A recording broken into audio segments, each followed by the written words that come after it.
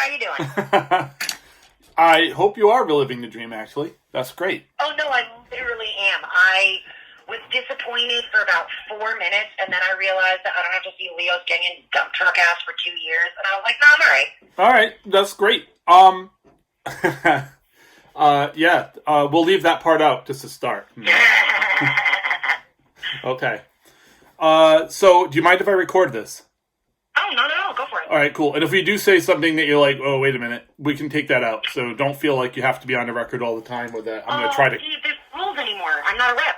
Right, I realize that. Professionalism is for people who have a profession, which I, in fact, do not right now. So let's do this. Okay, cool. So what I was hoping to do is like kind of go back to like the beginning of your political career and through it a little bit, if that's cool with you. Sure.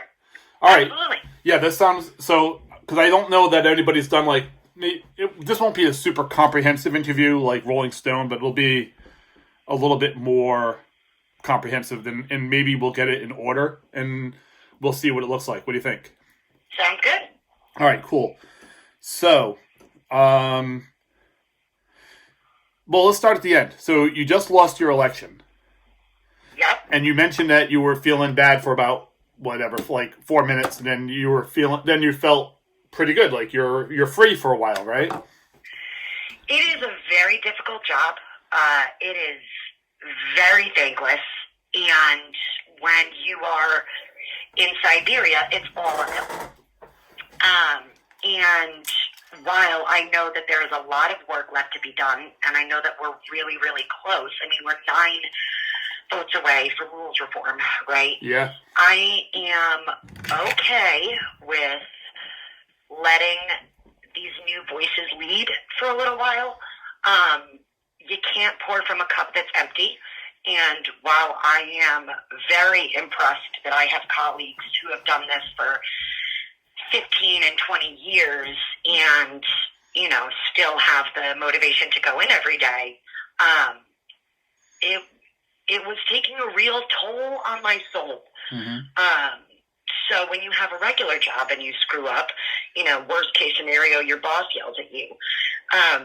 At the State House, you screw up and people die. And what started out with, you know, Kristen's Law and things like that, where I would just end the day devastated and demoralized, became more frequent. And the good bills were fewer and further between. Right. So I needed to be able to feel like what we do up there matters.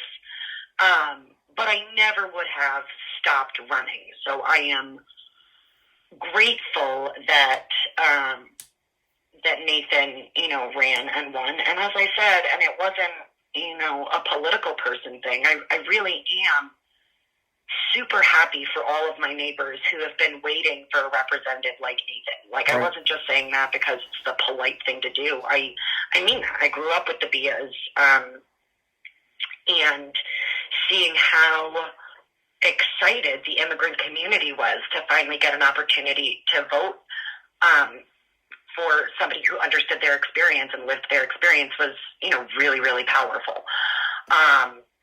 That said, I'm obviously not done, I promise.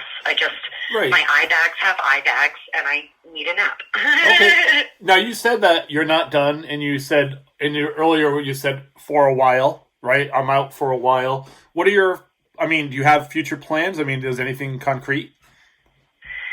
Yeah, I'm thinking about a run for lieutenant governor. I think that Aaron Regenberg made a very valid point that the lieutenant governor position is highly underutilized.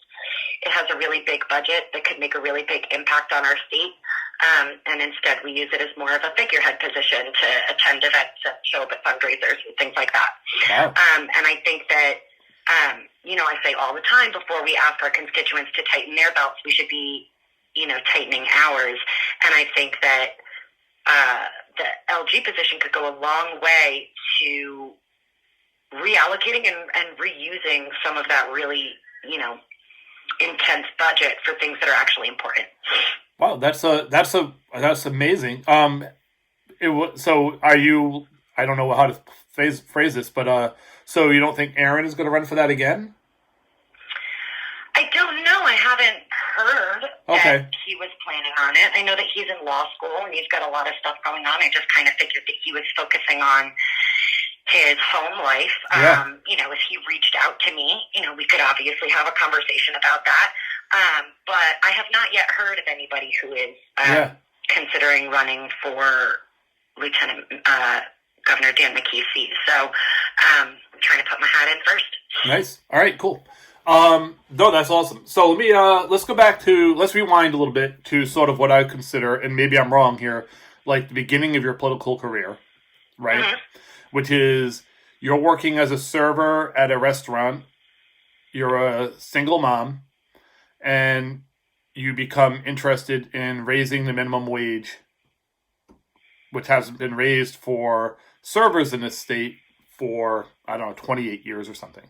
Is that an analysis, right? Or am I missing something? Yeah, no, absolutely. That's exactly how it started. It was, you know, first for me and then for us, right? Yeah. So when I discovered how difficult it was to make a change for me and my family, and how important it was, right? Like, big deal. But as a waitress, $1 was the difference between a negative paycheck and a positive paycheck. Right. And seemed like, it was 6 months of beating our heads against a wall, but at the same time, it got done. And then I started working with Jobs with Justice, and one of my main jobs there was to organize direct actions to get back wages for workers who had been robbed. Right. And we were also really successful at that. I think my favorite protest, I'm pretty sure you were at this one, at Teriyaki House. Oh, yeah. It was Phoebe Gardner and my first protest that we had ever organized without help. And we had no plan for what to do if we won. So within 5 minutes of us being outside this guy's restaurant, he was like, all right, fine, that's it, I'll pay you. And we didn't know what to do with ourselves. We were like, oh shit, it never occurred to me that he would agree. But at that point I realized that, I can't just jump from, Restaurant Opportunity Center to Jobs with Justice, from nonprofit to nonprofit every time somebody needs something. I needed to find a more centralized way to make a difference. And as you know, when I first ran for rep, it was mostly to make my opponent knock doors. I thought, he has not had an opponent in a really long time. At least if I make him knock doors, people, who have to talk to people. And then he did knock doors and we won. Right. I was at that Teriyaki House, and I had no idea that you and Phoebe didn't have a plan. I just thought, wow, this went really great. And we had never had a protest, and A, that quickly, and B, that successfully. Usually it's the cops get called and they make you, walk across the street or whatever. Right. But this particular one, the manager walked to the Department of Labor and Training and cut the check. I remember all that. That's right. I forgot about him walking to cut the check. I was like, that was early in my career too, in a way, because I'd only been doing this for a year or two at that point. That was a good day. And I remember us being like, do we keep banging the drums? Right. do we keep chanting? I didn't have a plan for this.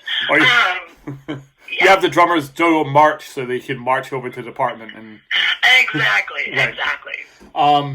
All right, so if you don't mind, I would love to skip ahead to the very first thing that got me in trouble. Yeah, let's do it. Let's go. So you get elected. Let's go here. You get elected. Okay. You get elected, So, and then you're. Colangio gets diagnosed with cancer and says that he's going to be dropping out of the race. Right. And I get a call from the speaker's people. The speaker's people call my people. I didn't talk to anybody directly. And they say, Nick Mattiello will give Moira the Democratic endorsement if she agrees to vote for him for speaker. And I had already publicly stated that I was planning on supporting Nick for a couple of reasons. One, he was the only person running. Right. And two, I thought it was a little pompous to have never done this job before And to walk in on day one and say, I've never done this, but I'm positive you're doing it wrong. Right. I felt like, even if I didn't know him, there was, my dad says you give everybody 90% of your trust and respect, and they can either earn the 10% or lose the whole thing. Okay. So, so I had already planned on voting for Nick. So I agreed to that. And a couple of weeks later, John DeSimone convinced Palangio to stay in the race. Right. So, I had the district committee, the district endorsement. They had asked me to make a district committee. I had put in the paperwork. It had been stamped and received by the Secretary of State's office. I was listed on the website as having the endorsement from the Democratic Party. And then Tom Palangio didn't drop out of the race. They took the endorsement away. The Secretary of State called me and said that the district committee was improper and therefore not authorized. And nobody was endorsed in my election. Huh.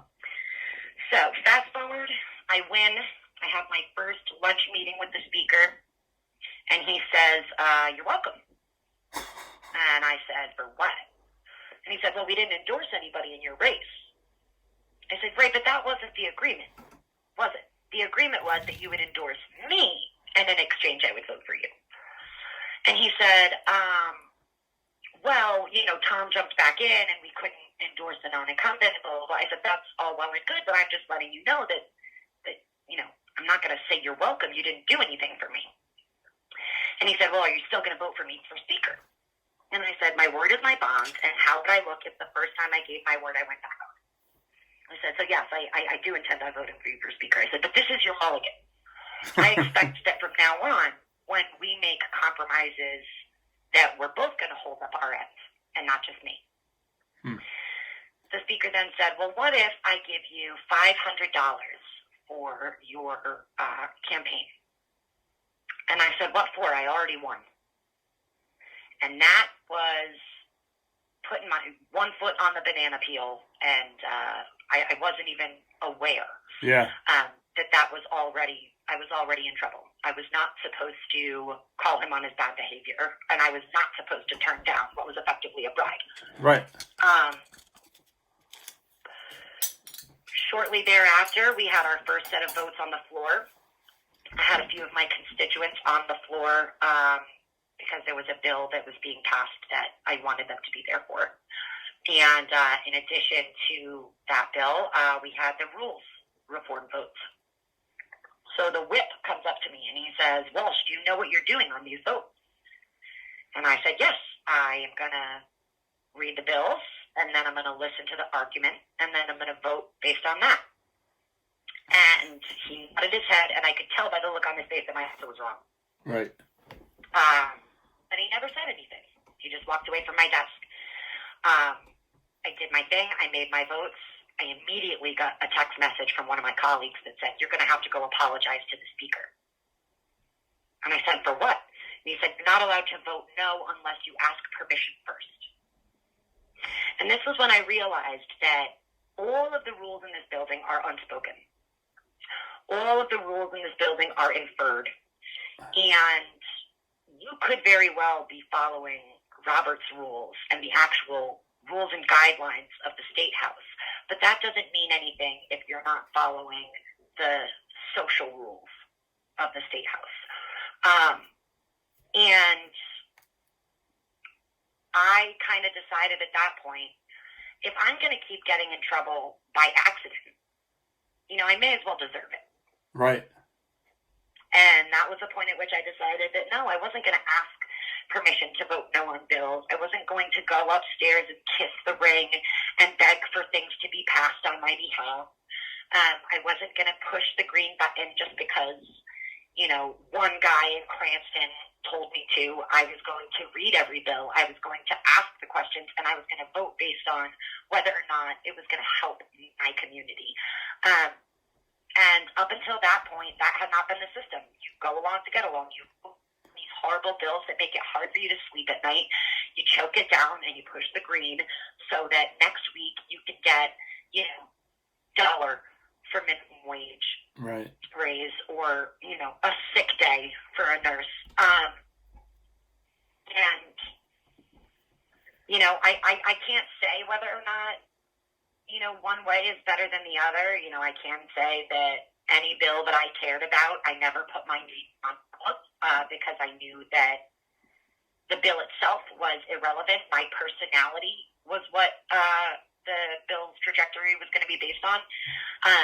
Anybody who asked me to put a bill in, I would say, listen, if you want this to pass, go talk to so-and-so, so-and-so, or so-and-so. Understand that if you give it to me, I'm going to work my hardest. I'm going to do a lot of research. I'm going to get a lot of witnesses, but it is going to get thrown directly into the Health for Further Study drafting. Right.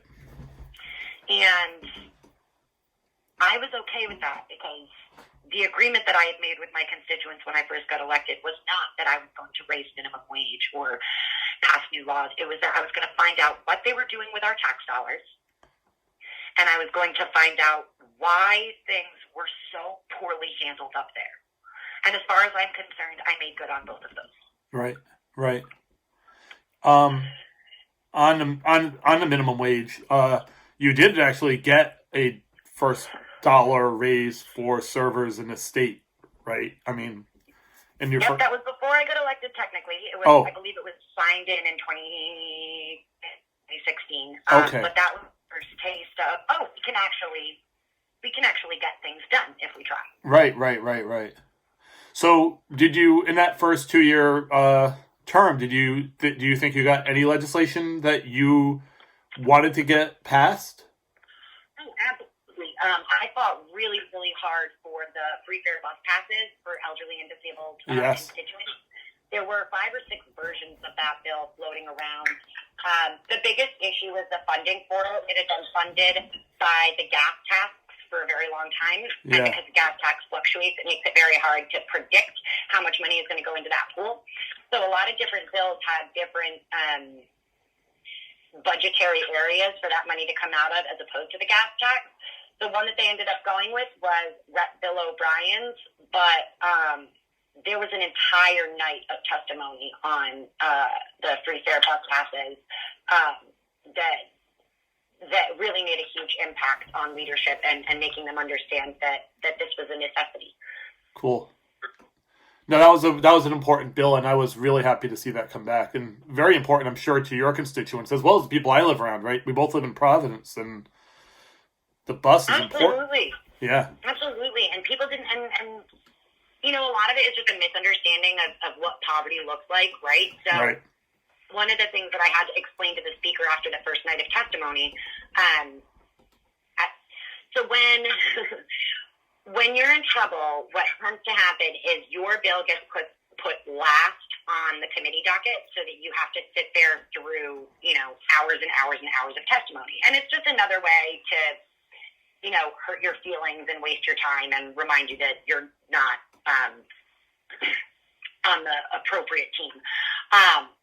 So when I had my version of the bus pass bill, testimony didn't start till 10 or 11 o'clock at night. And I ended up having to drive home several people who stayed to testify because buses stopped running at 11:30. Right. Which you only know if you take the bus. Yep. So I scheduled a meeting with the speaker the next day and said, I don't necessarily care how you guys feel about me, but what happened last night was a travesty. We had, elderly and disabled people. Those are the people who were here to testify on this bill, who had to walk home because you guys didn't understand that buses stopped running 11. Right. Like, we had lobbyists who got to testify before citizens. We do that all the time there. Of course we do. That is common. They're the ones who put money into Nick's campaign account right. and not the old lady who takes the bus to get to her doctor's appointment. Right. But that's not how it's supposed to be. And particularly for the lobbyists who are getting paid to be there. Right. Why we would consider their time more valuable than the neighbors of ours who are sitting outside with their children or paying a sitter or coming in their work clothes to testify on a bill that literally impacts their lives is beyond me. Right. No, this is a common thing. I see this all the time. I sit through a lot of committee meetings, as you know, And one thing I see is they say, oh, let's call this bill up because this particular lobbyist has to get home or has to catch a plane or whatever. And so they call this bill up so the lobbyist can testify, and then they're all chummy with that lobbyist. The lobbyist smiles, waves, he leaves. Meanwhile, there's citizens sitting in that, or people, not even citizens, but just people sitting in that room waiting for their turn to speak, thinking, oh, I guess that man must be a very important person. And it's like, no, that person is just representing another facet of this case. So basically, they're representing people who are opposed to you, and they're getting first dibs and first. It's just, I think it's obscene, but yeah. Of course it is, and we should have. Well, here's the thing: is we should not have to make a rule about that. That should be common decency and common sense. Right. Right. Is that if you are here on your own time of your own free will, like you get first dibs. Like that's right. How our democracy is supposed to work. It's not supposed to be pay to play. Right. But there also has to be a culture shift and a desire for there to be a culture shift in order for any of that to even, have an opportunity to shift. Right. And that's the interesting thing too, because right now at the State House, well, maybe now, but previously at the State House, especially the last 2 to 3 terms, there's been no desire whatsoever to change the way things work up there. Right, because nobody wants to be the first one. Right. Nobody wants to be the first one to not get a single bill passed. Nobody wants to be, the freshman like me who gets nothing because they're in trouble. But I very sincerely doubt that had we not started throwing stones at the speaker, that we would have had the kind of progressive push that we have this year. I sincerely doubt that the Reform Caucus would exist if normal people hadn't gotten up there and shown that, nothing happens when you call out the bad behavior, right? Yes, they will take your bills, they'll take your committees, they'll take your office, but they're not going to take you. And that's something that I think a lot of people compromise. One of my very favorite people up there, Kathy Fogarty, used to be on leadership. Mm-hmm. Immediately had her office removed when she had the audacity to go against the speaker. And I bumped into her husband at the supermarket a couple of weeks after we had all voted against the speaker, and he said, she's so happy, she's all smiles, she's less stressed. Right. I don't think we realized what a toll it was taking on her to, deal with that horrible man. And there's strength in numbers. And right. I'm not going to pretend that it wasn't scary to be persona non grata when I had the audacity to suggest that it was irresponsible for representatives to be drinking at the State House. Right. But, that was a really lonely couple of weeks. Even, sure. My friends were angry with me.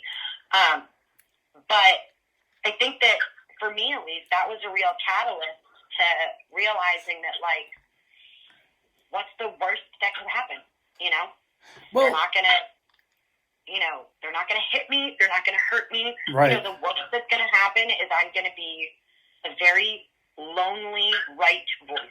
Yeah. No, there's been times I've been at the State House where, after I've done a particularly damning article, that I felt like I might get hit. Yeah, but you also know that if they could have, they would have already. Yeah, I guess you're right. You know what I mean? The only reason I am confident that, Goombas are not going to come for my kneecaps is because, if he could have done that, he would have already done that. He does not like me. Yeah. He would endorse a bloated corpse over me in an election. I think he did. I don't. Yeah, I think 2 years ago. That's a bloated corpse 2018, right? Yeah, I think that's what it was. I'm pretty sure that was his campaign slogan. But you know what I mean? So, if he could have, Buddy Cianci'd me with a face poker, I'm sure he would have done that already. Right. Now, of course, try telling that to my parents who grew up in Buddy Cianci times and are constantly terrified that, I'm one, nasty comment away from ending up with concrete shoes. Right. But I trust that probably I'll be fine. Yeah. So That's interesting about the drinking, though, too, because I've been up there for a long time, and I've seen legislators obviously inebriated. Well, and it's frustrating, right? Because you don't want to get accused of slander. It's not like I'm up there giving people breathalyzers. Right. Okay? But at the same time, unless that person was actively having a stroke, I can't possibly imagine what else could have caused it. Right. And you know as well as I do that the drinking used to be a lot more rampant on the floor. Mm-hmm. And one of my proudest accomplishments is banishing them to the basement. Right. Is that they had to be secret, is that they couldn't walk around with their solo cups and their mudslide makers and their dusk and all that garbage. Right. And that they had to, go down to the basement poker room instead. I think that you shouldn't be proud of that behavior. Like, damn, dude, like, how were you raised? Right. That you're going to commit all your, like, grossest acts out in the public on camera. Well, it's like a frat.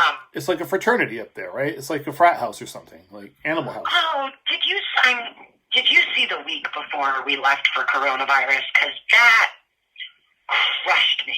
Well, no, because I have to say, even before coronavirus closed it, I was being a little bit more careful about going there. Because your wife, yep. How is she, by the way? Oh, she's great. The whole family's okay. good. Everybody in the family is doing amazingly well. So, yeah. Well, I know my mom is also immunocompromised, and Yep. I know that it's just a lot of worries. So Yeah, it is. But we've been navigating it pretty well, and it's still out there. So that's been, from my personal point of view, that's been great. Good.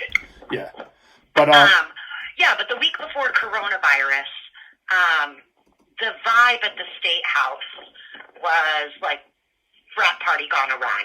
Right. It was obvious that we were going to be leaving soon and that we were not going to be continuing to pass legislation. So nobody really had any incentive to pay attention, listen, be responsible. And for me, the thing that like really made my blood boil was the Chris Millay cutout. right. There was like he brought in a cardboard cutout of his face. Oh, yeah.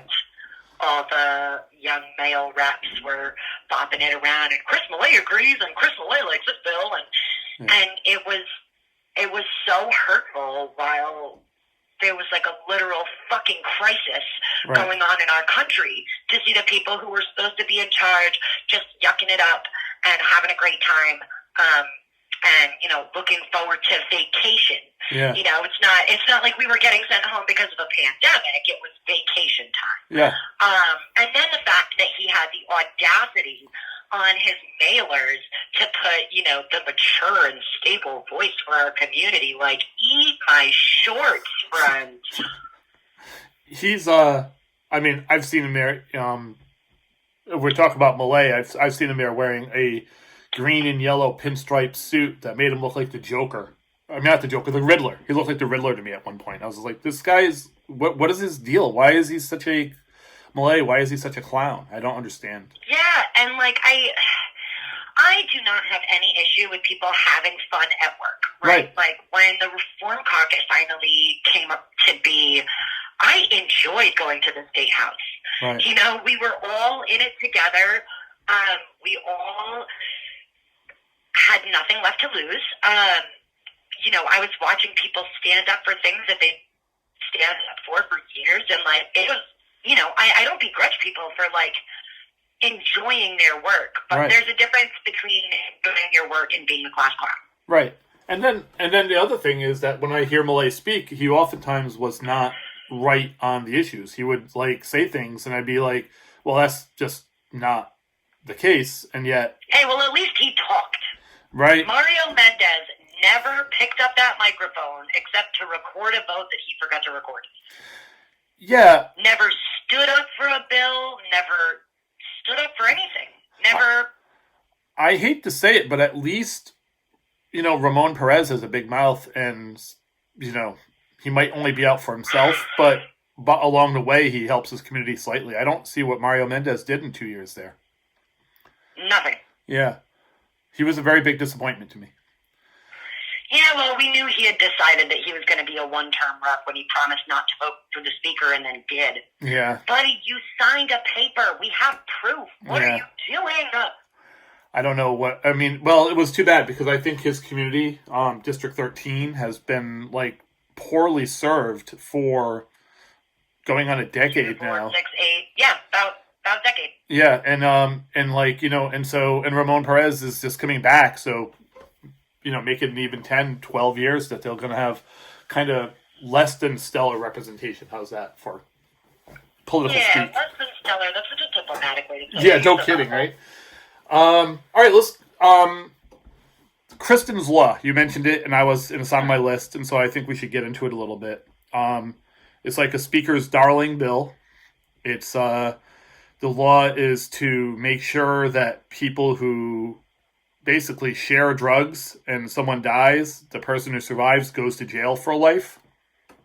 That makes sense. Mm-hmm.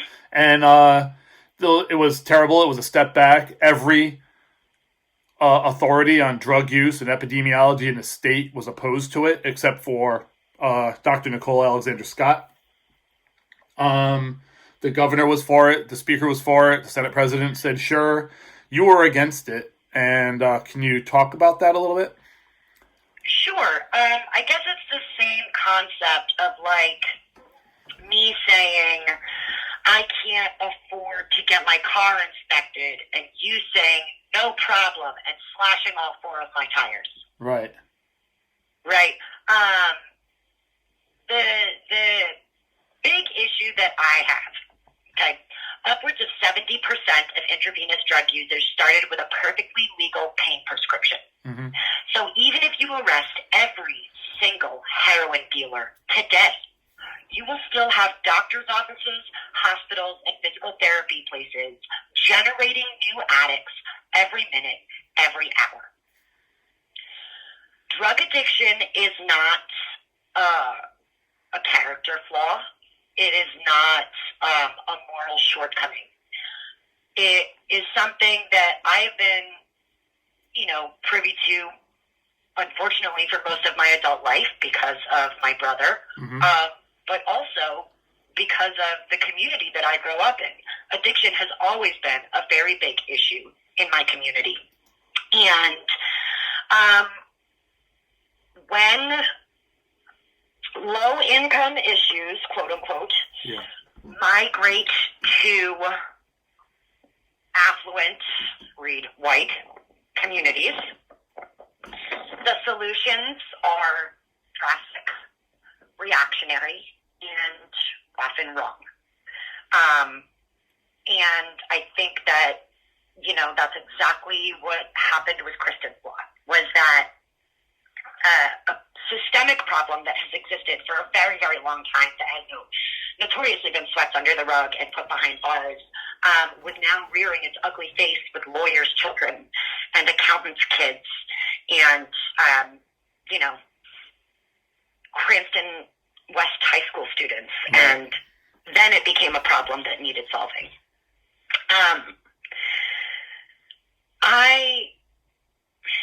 But let me just say, this law doesn't solve any of that. No, this law doesn't help anybody. As right. I said, this was a reactionary, emotional response to a problem that these communities did not understand. Right. And it also seems to add penalties, criminal penalties, to desperate behavior for people who are addicted that in no way could help any particular person. I mean, theoretically, we know it won't be applied to like a Cranston West high school student, right? He finds himself or herself in trouble and they share drugs and somebody dies. That kid from an affluent Cranston West family is not going to go to jail, is not going to be facing Kristen's Law. They're going to be in a home somewhere getting help. But we can use a literal example. Look at the gentleman from the State House who was caught dealing heroin. Right. Do you think they went through his client base to see if anybody died so they could charge him with murder? I'm sure they did not. Right. And one of the things that's really frustrating, right? Remember the last days of Socrates, and they said Socrates is the wisest man, and he went and spoke to all of the wise men and realized he was only the wisest man because he knew he was not wise, whereas all of the other men believed themselves to be the wisest, and that was why they weren't. I know that there's a lot that I don't know. And I, as a waitress, would never purport to understand tax loopholes the way somebody like maybe Nick Mattiello does. Right. And so it blows my mind that somebody as highly educated as Nick Mattiello does not have the confidence or security to say, I, as a lawyer, do not know what I am talking about when it comes to medical intervention in drug-addicted communities. Right. There's nothing wrong with not having all the answers. There is something deeply wrong with pretending that you do. And, you know, he's a Trump fan at the height, right? And what's Trump's medical advice? Inject bleach. And what's Nick's? Arrest drug addicts. Right. As if that is going to do anything to solve this problem. But I also think that, you know, there's a malicious side to it where I don't know that Mattiello wants to solve the problem. I think that he wants to hide it.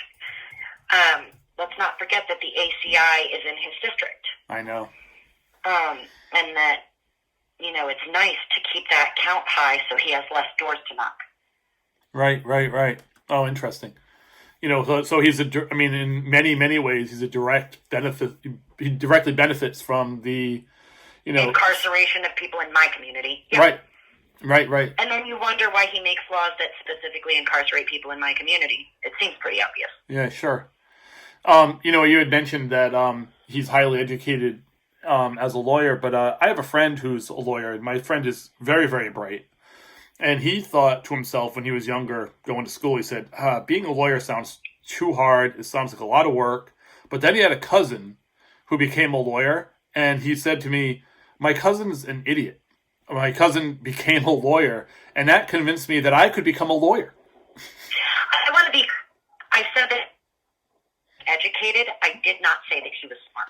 I got you, and I get that difference, but I just think it's really funny because we look at somebody who basically comes out of law school, and we automatically confer to that person this idea that, they passed this benchmark. Oh, he knows stuff. Yeah, right. He knows. He went to school for a long time. He probably knows some stuff. Right. No. Yeah. No. This is a man who does not know that slavery existed in Rhode Island. Yeah. Okay? Like, this is not a man who's, like, in tune with the public. I know. My favorite, like, lack of common sense Nick moment was after rules reform 2 years ago when the Rules Reform Committee was packed. You remember? And even John Marion said, you know, I've been doing this for years and I'm the only one who's ever in this room. This is really nice, you know, to see people caring about the thing that actually matters, rules reform. Yep. And I remember the speaker said, you know, I don't understand why everybody cares. Like nobody has paid attention to this until now. Like, I don't understand why people are paying attention now. Yeah. And my thought process was, when you cause as much trouble and have as many open investigations into you and are fucking things up to the colossal level that you are fucking them up, people are going to start paying attention. Right. Like, it blew my mind that he thought that he could just cause this much chaos for the 6 years that he's been there of millions of dollars to chiropractors and felony money laundering and I know I won even before his votes were in. Like, we're not going to talk about how shady that is. No you know, kidding. Your exact number of mail ballots, you creep. Like, all of this shady stuff. And then you wonder why people are finally paying attention. Right. It's because you're drawing attention to yourself. Yep. No, I agree. Nobody caused this. You know, Nick just got lazy with his corruption. Right. And he got to the point where he thought that he could keep doing this stuff and he didn't have to hide it anymore because he was so powerful that nothing was ever going to happen. And, I mean, you know, 4 or 5 years later, and we're seeing that is, as it turns out, probably not true. Right. Yeah, I think when things run well, as the public goes, oh, it's running well, what do I care? That's great, right? Every time I get a check from the government or every time I have to pay my taxes, it seems like the system's working. I might not love it or I might like it, but it works and I'm happy. But if it's not working, suddenly people become very interested. Like, why isn't this working? And then... Right, and there's only so much blame he can put on the governor. Right? Every other press conference, it's fucking Gina's fault. It's the governor's fault. It's all Gina. She's the worst person to ever. She has less than no authority in this state. Yeah. The only time that she was allowed to govern was during coronavirus when Nicholas was hiding in his basement, and she did an impeccable job. Notice her approval ratings now that she's actually in charge. Right. But all this time, all Nick does is, it's Gina's fault. Gina's budget sucks. Gina's administration. No, Nicholas, the buck stops with you. The Speaker of the House is the most powerful legislator in that building. Yeah. And so the fact that he has all the power and then still wants to pin all the blame on a Democratic woman, wonder why. Right. I find it interesting being a reporter up there asking a legislator, not you usually because you're pretty open, but I say, why can't a bill like this get passed? Why can't a popular idea like this, like let's say, fair wages for women, right? What do people say to you? Like, equal what's pay. the excuse they give? And very seldom, most of the time they just look at me with a pained expression, like, I can't tell you really why. Occasionally they'll say something like, Susan Donovan was pretty open, the speaker kind of screwed her, whatever she said.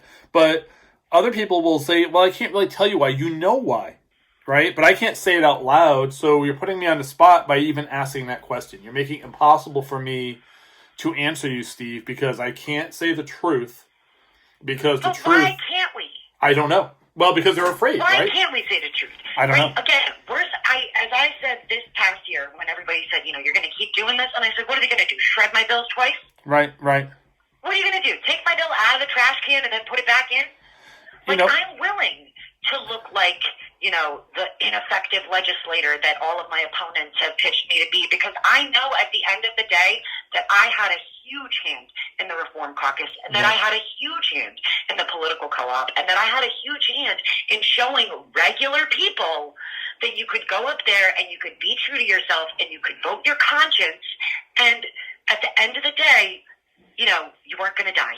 Right. I remember you weren't going to lose a limb. You weren't going to, get a car bomb. Everything, more or less, was going to be okay. Well, I'll tell you this, I remember before you were elected, and when the speaker first took power, one of the first things he did the next election was he basically went after Maria Samini, because she was mouthy woman like yourself. Mouthy woman. Right. But she got up there, and she would give him a hard time, and he didn't like that, so he basically backed in McKiernan. McKiernan went in, beat Maria Samini, and then what I heard the next year from at least 2 different legislators, so I know this was a phrase, they were saying, well, I don't want to be Samini. Samini'd. Right? Yes, it became a verb. Right, it became a verb, right? Get yourself Samini'd. Right. And so that's what he did. He basically took power, basically looked at somebody and said, that person destroyed their career, right? Took them out and said, this is what happened, and everybody got the message. This is what happens to anybody who gets in my way. So... that's why it was so impressive that after your first 2 years of being a constant thorn in his side, you won your next election against his chosen person and against a huge amount of money that was spent against you. Yeah. Right? And I felt a little bit a part of that because I had taken a picture year or so before of your opponent. Yeah, that was a huge portion of our campaign. That worked out. I mean, that's still up around the internet every time he's an asshole on Twitter. I love it. I have to say, I took that picture. I had no idea who he was. I was really taking a picture of Robert, who's in that picture, right? He's like this guy towering over Robert. It was funny because when I took that picture and then I'm looking at it later, I had this impression that Michael Earnhardt was this tall guy because he's towering over Robert. Well, compared to Robert Malin, he might have been. Right. So Robert's really small and looking up at him, and then I realized, oh, right, this is my context was totally wrong. And Robert sadly passed away, which is really, really sad. But so I take that picture, and then so he we find out he's running, and someone writes to me and says, "Hey, you took a picture of Michael Earnhardt like a year or 2 ago." I'm like, really? And they said, "Yeah, it was at this Trump rally." So I'm going through all the pictures. I have no idea who Michael Earnhardt is, and I'm like, I have no idea which of these many pictures is Michael Earnhardt, and I'm starting to figure out. Okay, I think it's this one. So now I'm asking people, "Is this Michael Earnhardt?" And then finally, I determined, yes, that is Michael Earnhardt. Yeah, that was a fun year. That was when Deborah Messing tweeted at me. That was a really fun year. That was weird. You were getting retweeted in England. I know. I was in The Guardian. I was like, why do you care? I know. Well, it was a big deal because it was like, from the point of view of the people outside the country, they're thinking, oh, most Democrats in America must like hate Trump. And then they're like, oh no, that's not the case at all. There's a lot of Democrats in America who are like, yeah, we're cool with Trump. Right? We're cool with people who support Trump. We're cool with this guy. This is fine. So that was another level, though, in that election, during that election, after you won that election, of going to the State House. And now, not only was, like, the speaker mad at you, but the head of the Democratic Party had a personal... I know. Right? He was personally embarrassed. Big mad. Right. Can I tell you, I am, at my core, a little sister, and, there's a part of me that is antagonizing when it comes to bullies. And on the night that I won against Earnhardt, I texted the speaker and said, thanks for all your help, bud. Let's do it again next year. He weirdly didn't respond. It was kind of a disappointment. Interesting. He didn't. He never responds on Twitter. He's smart enough not to do it. Yeah. It wasn't. I wanted to ruin his night in real time. Right.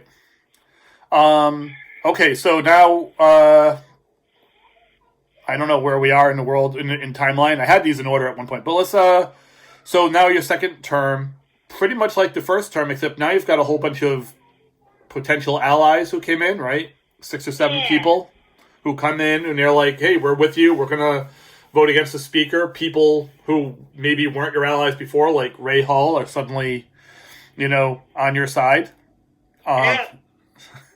What was that like? That was a fun 2 years. Again, because everybody knew going into it that we were all going to be in big trouble. Yep. Nobody had any illusions about that. With the exception of 2 of the Reform Caucus members, everybody stuck to their guns. And it was liberating. It was really empowering to see Teresa Tansey be able to get up and speak her mind on these bills and talk with such eloquence. It was inspiring to see Katie Kazarian, stand up and demand the respect that she deserves after what happened to her in that building. Yeah. And I mean, it was a lot of women, and we, our committees had been removed, our responsibilities had been taken, so we spent a lot of time doing what we wanted.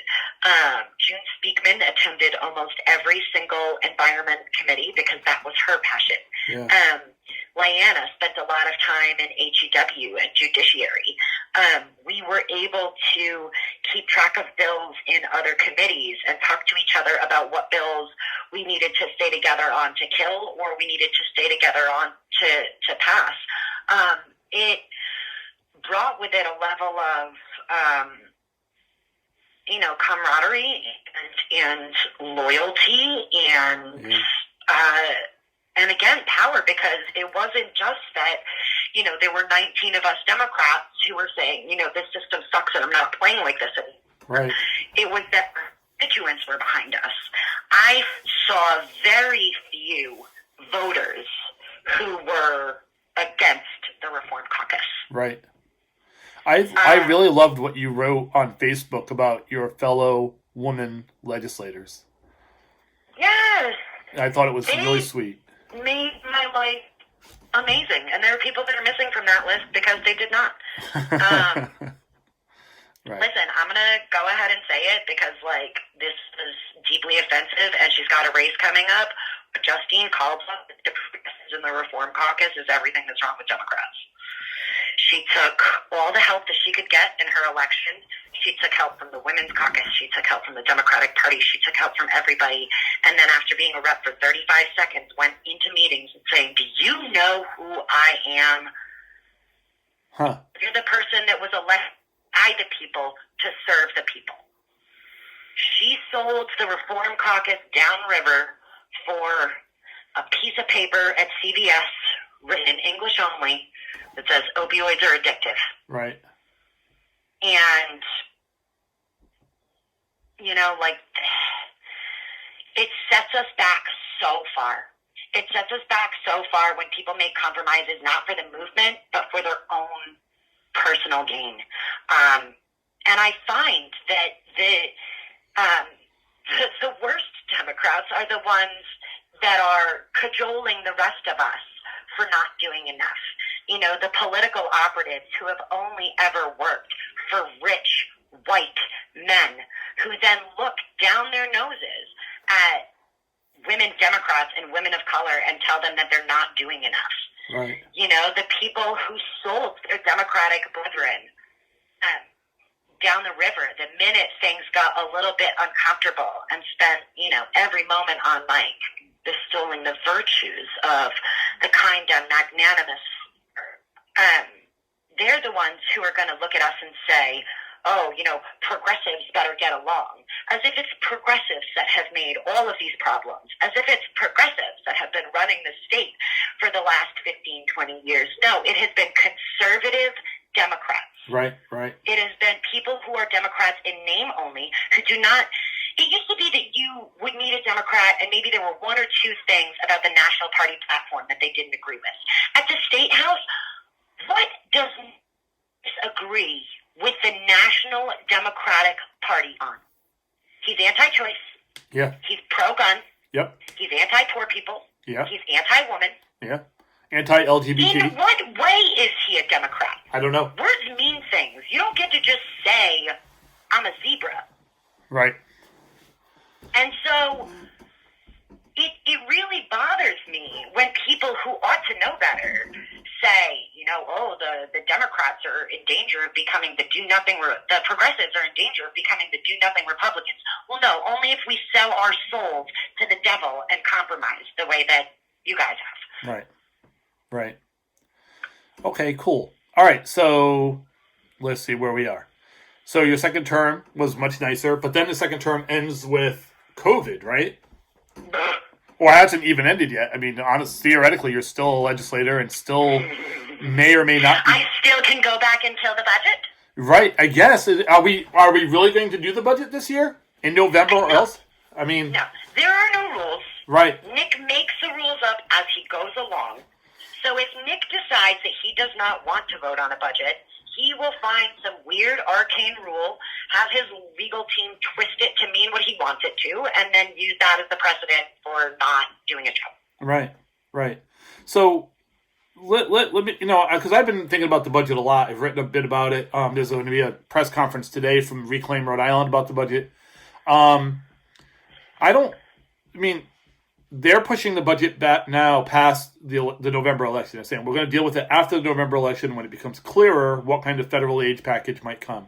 That may or may not make sense. What that means is when it becomes clearer whether or not Barbara Ain't is going to beat me. That's all that means. And that was my thought too. Now, if he loses, that means he's going to be a lame duck speaker guiding the budget process, which sounds like a bad idea to me. Especially for somebody as petty and mean as he is. Like, he may very well pull a Kenny Marshall and have his last vote be like a big middle finger to, whatever community he's angry with.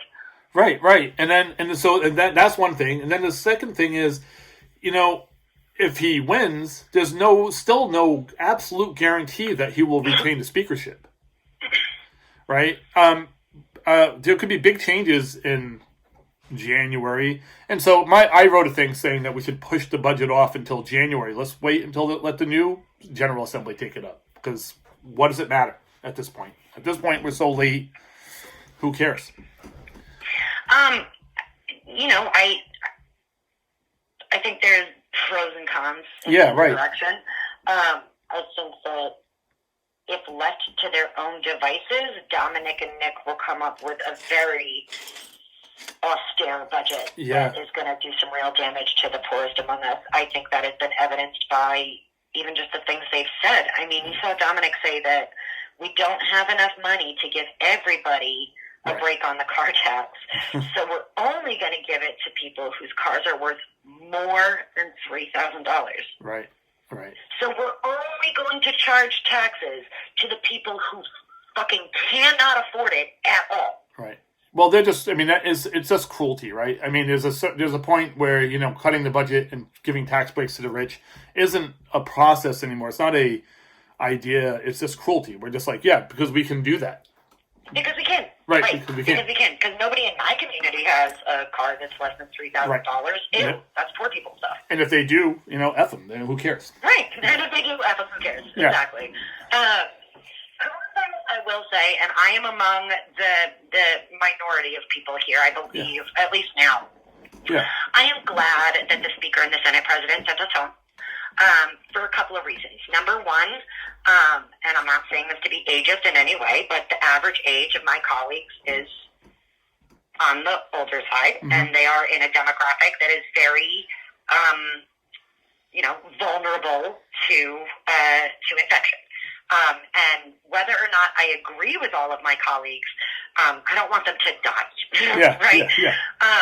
Number two, I think that trying to get an IT guy at the State House to explain to representatives who use flip phones how to participate in a Zoom meeting. And now remember, he's going to be teaching them this remotely because you can't see him. Right. Because coronavirus. I feel like there's no world in which we pay our IT guys enough money to do that. On the other hand, we did spend $300,000 to put up plastic screens all over the State House. It was $160,000, Okay. and thank God that the coronavirus doesn't know how to travel backwards. Because then we would have been really fucked. Yeah. How was that session, by the way, going in and... That was terrifying. Yeah. Particularly for me, because Edie was my seatmate. I love her like she is my own mother. I have a 6-year-old who is dirty, disgusting, and gross. Yeah. And my greatest fear was that I was going to hurt my favorite person. Yeah, right. And even though we were all separated, I still had to walk back to my desk for votes. Yeah. I still had to go and be, 6 inches from her to press my button. It was really frightening. I didn't want to be responsible for that. Well, yeah. For getting her sick, not for legislating during the pandemic. No, I get that. I have no problem being responsible. I understand. And then the final reason that I was glad that we did not legislate and that we left things to Governor Raimondo is because Governor Raimondo is a wise woman who knows when she does not know. And what did she do? Did she pretend that as, a former investment banker that she had the medical expertise? No, she put the medical experts in charge. And as such, Rhode Island has been hailed as doing an impeccable job at handling this virus. Yes, we've had our issues. Every state has. We have had our trials and errors. The school startup isn't going great, but you know what? Everybody is doing their best, and they're trying, and they're listening to science. Right. And I do not believe, with the history of Mr. Mattiello and the medical profession, that he would have. Right. And so I think that Rhode Island was a lot safer in Governor Raimondo's hands. I think that she was able to accomplish a lot more without the constant nitpicking and negativity from Mattiello. And I think that he kept us safer than he would have even tried to. Right. And I think that's evidenced by his immediate response in the aftermath, is to cut funding to vulnerable populations, to cut budgets, to create austerity measures, to stop tapping into the rainy day fund and start putting money back into the rainy day fund as if it is not fucking pouring right now. Right. Yeah. His instincts are bad. Yes. And so, I'm grateful that he relinquished responsibility, because I do not think that he would have been a responsible leader in this. And I think that this is perfect for him, because he gets to sit at home and play Monday morning quarterback. He gets to not be in trouble for any of the things that are going on or responsible for any of the solutions. And he can do his very favorite thing, blame a Democratic woman for his shortcomings. Cool. Wow. All right, let me. I mean, we're going on to an hour now, so I'm going to try to wrap this up if that's cool. I don't want to keep you all morning. I was only there 4 years. I don't have. I'm just kidding. No, you have a million stories, and like I have a lot of little like notes from different parts of this, and I just want to try this. You talked about the basement where the poker room is. I had heard rumors for years that I think it was room 35 is a party room. Do you know if that's true? So, I'm going to be honest, all of the party room knowledge that I have is hearsay. Yeah. Because obviously, Steve... You weren't invited to that party? Never invited... No, what? Me? Ah. I know. You would think that I would have been down there every afternoon based on how much they fucking loved me up there. Well, you get to see the dartboard with your face on it. But in fact, no, I was never invited to the... And now, in my defense, I don't know how to play poker for shit. Right. So, I probably wouldn't have been much fun. But I wasn't actually at the State House to play poker. I was there to help my constituents, so I wasn't like super butthurt that I wasn't. No, that's invited. cool. That's cool. We I'm talked. sorry, I wasn't super offended. I probably shouldn't say butthurt. It's all right. Funded butthurt. It's all good. Yeah, I don't think anybody would expect you to say offended over butthurt. So. I know. I think that would probably be. They'd be like, "Wow, that was really diplomatic, Moira." Yeah, right. Yeah. Yeah. So let me think. Is there any bit of you that's disappointed that you're not going to get to go there and work with some of the new people who are elected? That does bum me out because Brianna Henrys. Yeah. I went to high school with. She actually reached out to me before she ran to ask if I thought that she could do it, and I'm a little biased. I personally think that Brianna could do anything. Right.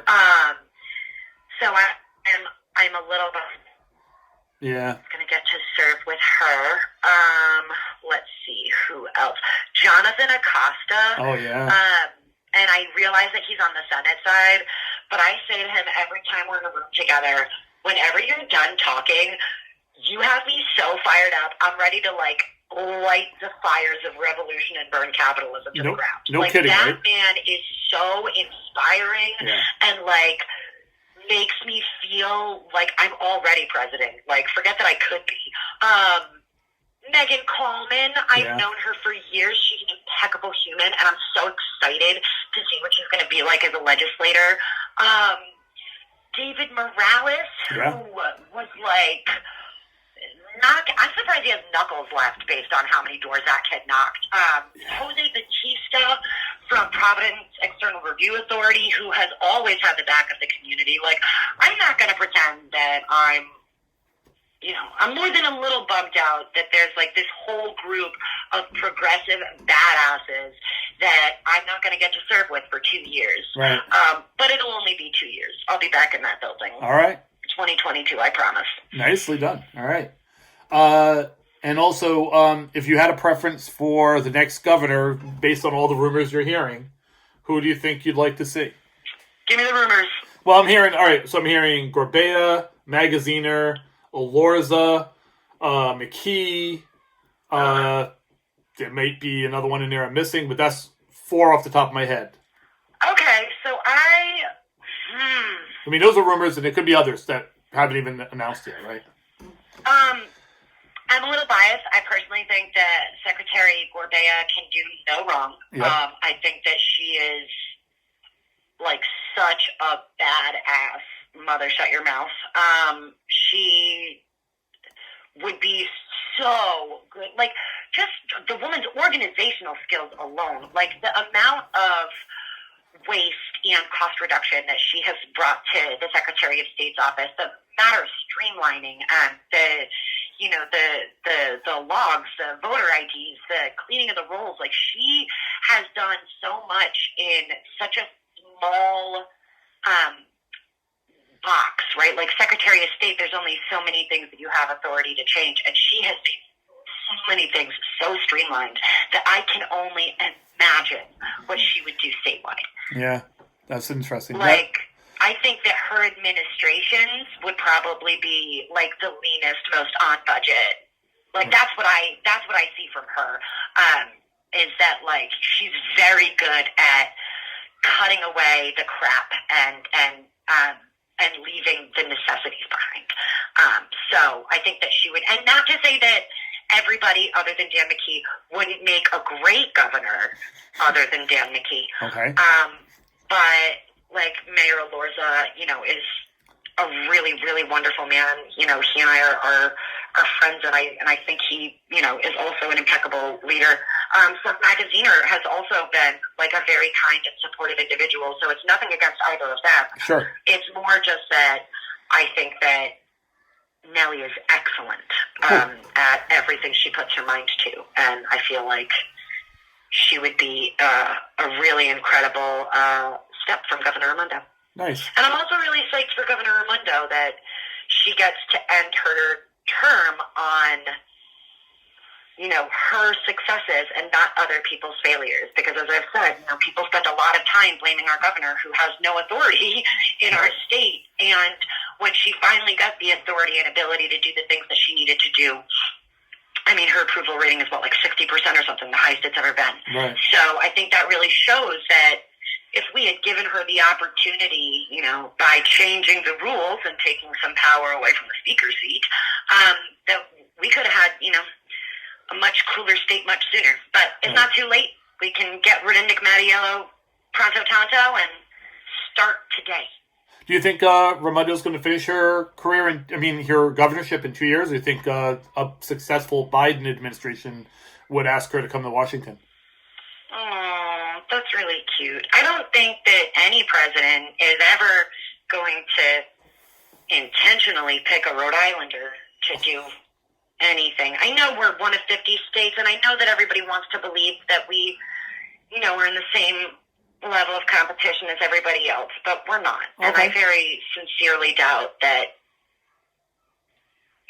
barring something really extraordinary or newsworthy, I think that people only vaguely know about Rhode Island. How often do you travel out of state? Right? Like, I can't tell you how many times I have told Americans, United States citizens, that I am from Rhode Island. And they go, oh, Rhode Island? Yeah, exactly. They think think we're part of New York. I know. I get that all the time. Right, we're a literal state. So, and maybe that's cynical of me, because I think that she would be, again, I think she would be a great stateswoman. Right. I just, Tim Kaine has better odds. Right. Okay, wow. All right. That's cool. And again, she's wonderful. I just think that Rhode Island is so small, and Rhode Island is the only place that cares about Rhode Island. Might be right about that. Last question, I guess. Is there anything I should have asked, or anything you wanted to talk about, or anything you want to say that you didn't get a chance to talk about? Not yet. If I think of anything, I'll let you know. But I'm sure that I've got much more stuff to do. I would love to, outside of this interview, pick your brain about podcasting, because I didn't realize how badly I wanted to do this until it was suggested to me, and now it's all I want. You think you could get a job on WPRO, like Buddy Cianci, and just start? Well, that's honestly what I would love. Katie Kazarian was the one who recommended it to me. She saw my Facebook, and she texted me, and she goes, "Girl, why are you telling this stuff for free?" Yeah. Well, no, you're doing a great job here. With coronavirus, I don't know what the plausibility of that is. Yeah. No, you're doing a great job here. As far as that goes, I know some people with some podcasting equipment who might be able to help you set you up.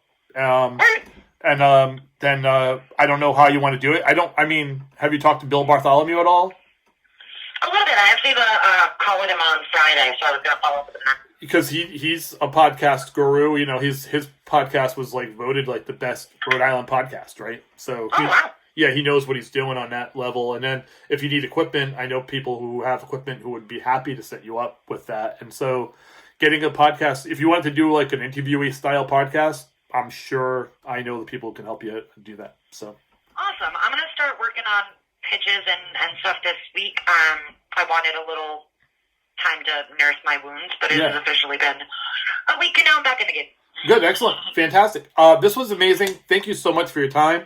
I'm going to send you the once I type this up, which will take me a couple days. But once I type this up and I'll send it to you so you can look at it. Make sure I didn't misquote you or do something you might want to tighten up or anything. You can have a little bit of a rewrite on it, and then we'll go to press, hopefully by the end of the week, maybe Monday at the latest. Sounds good. Thank you so much, Steve. Thank you. Keep it Have up. a dope rest of the day. I'll All talk right. to you soon. You too. Bye.